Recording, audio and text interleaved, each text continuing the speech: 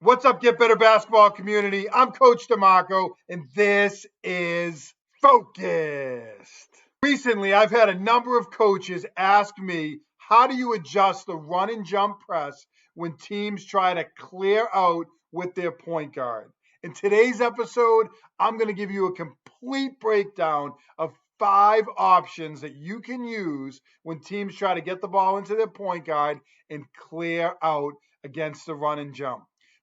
Before I break it down for you, make sure you hit that like button down below, turn on your notifications, and subscribe to the Get Better Basketball YouTube channel for more great video breakdowns each and every week. Now, let's focus in on the adjustments you can make to the run and jump press to counter teams who try to clear out for their point guard. The first option you have is called forcing the action. So the first thing I want to show you when teams clear out is how to force the action. This is a really, really simple press breaker that a lot of teams use against different types of presses. So the first thing we know that typically happens here is that we're going to have these two players at the top split. The point guard is typically going to go to the ball, and the players at half court are going to flash to the ball.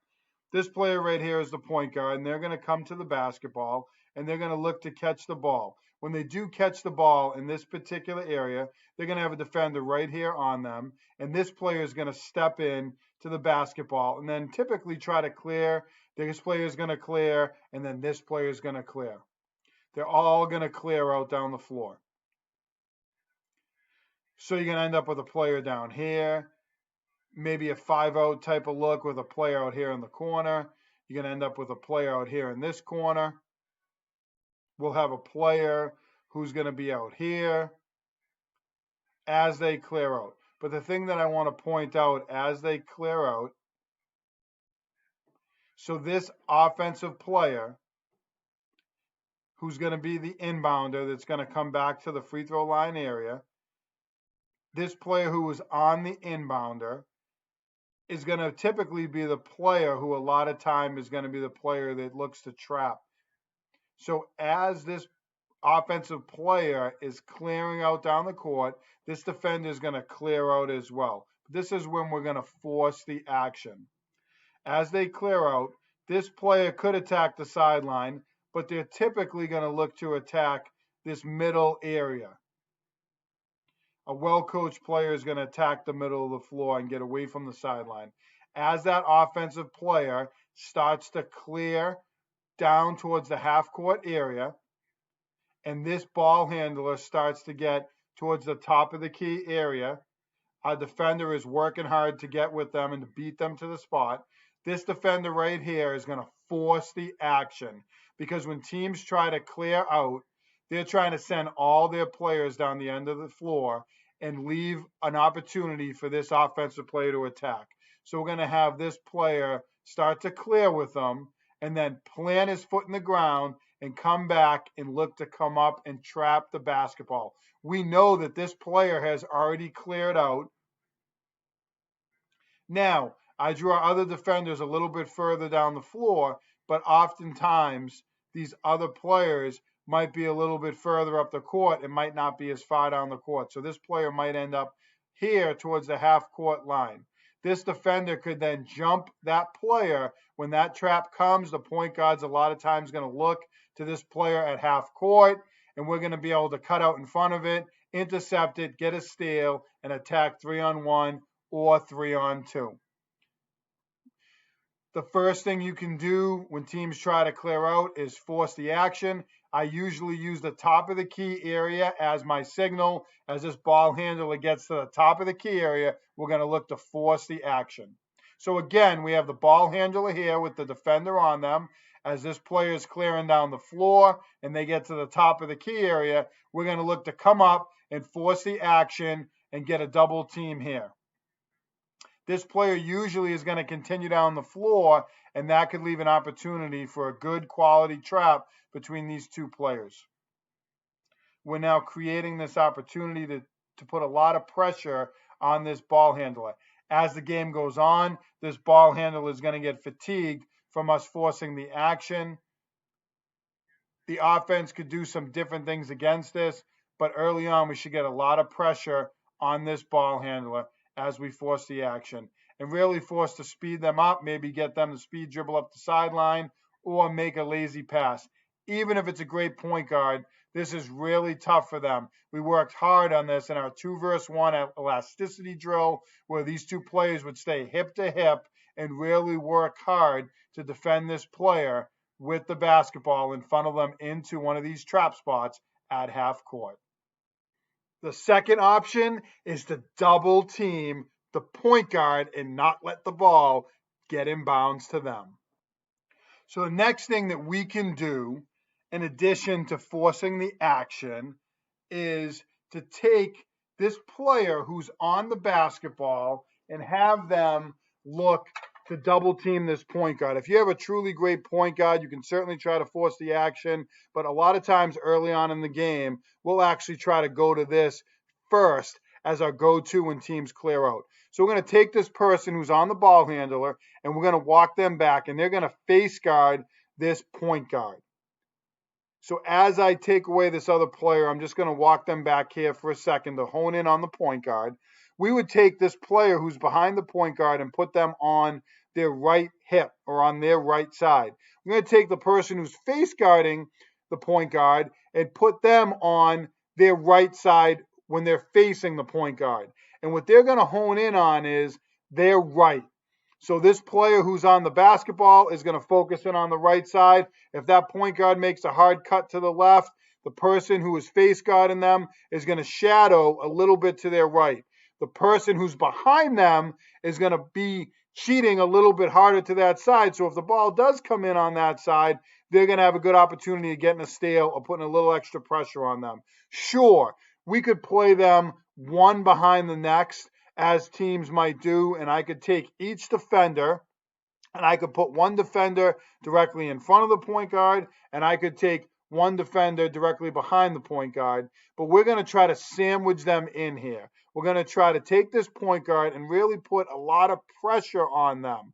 And here's a look at them. If we put one behind them and one in front of them, that point guard could step left and then go to the right. It'd be very tough to defend. When we tell this player behind them in our sandwich technique, you're going to shade to your right side, so you're really going to have them aggressively. If that point guard cuts to the left, they know that they have help from the face guarder.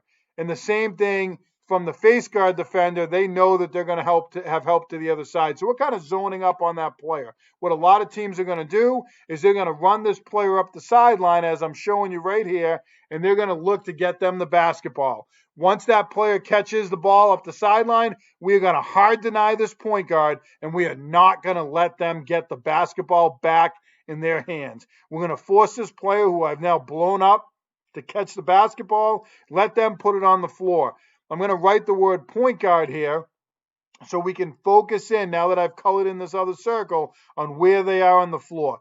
Let that other player dribble the ball up the floor. Let them reverse the ball. We can turn. We can run and trap if they go up the sideline. If they reverse the ball, we'll stay in our good defensive positions. We don't want them to get it back to the point guard. Too many teams make a mistake of letting the ball come in bounds to a different player, and the point guard just walks over and gets a dribble handoff and gets the ball in their hands and clears out. It defeats the purpose. Don't let the point guard get the ball in their hands. Keep the ball away from them using this double team sandwich technique. Now, the other thing you can do when teams try to clear out for the point guard is disguise it by going to a zone press. Now, obviously, you could just go to a zone pressure look, and it would make it much more difficult for offenses to clear out for this point guard. You go to a diamond or any other zone press.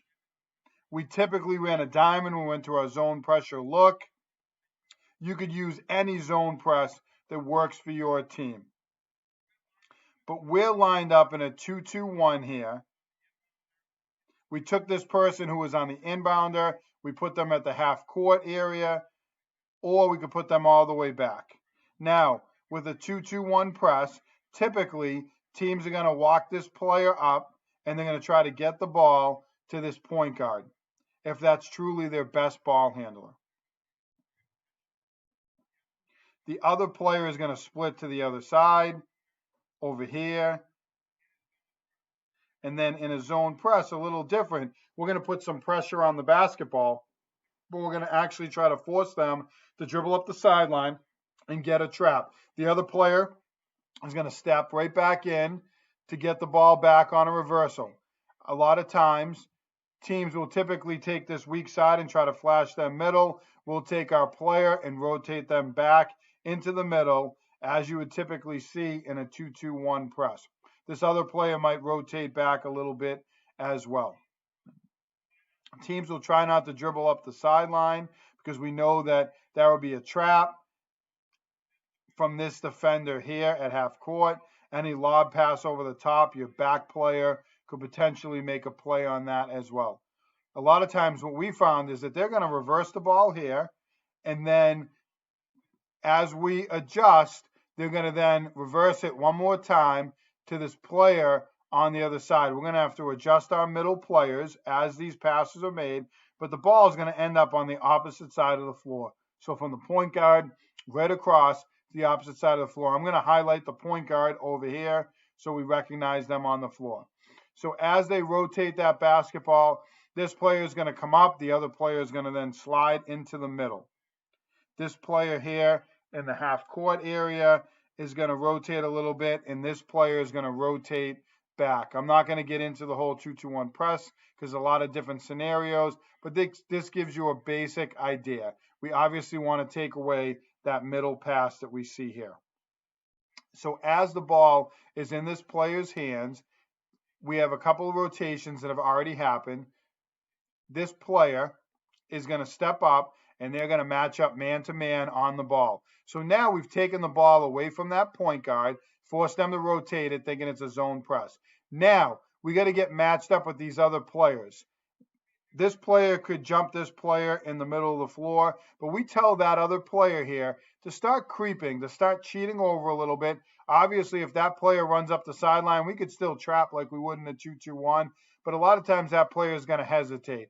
So we actually would take this player and we would rotate them into that middle of the floor to take that player. So they're going to cheat and they're going to pinch in and they're going to get matched up. This player is going to creep up and they're going to get matched up on that player. And then we would take this player at half court and we would let them creep up and get matched up. And then the back player would get matched up as well. They don't have to worry too much about that pass all the way across the court, but they would get matched up. That's a tough pass to make across the court. So we would get matched up now in this way.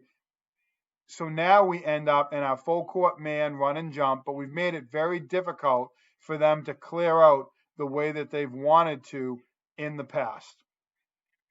So now there's 2 or 3 scenarios that could happen. I've kind of taken you through the most common one and how we would typically get matched up. It doesn't always work like this depending on the press breaker that the offense would run against us.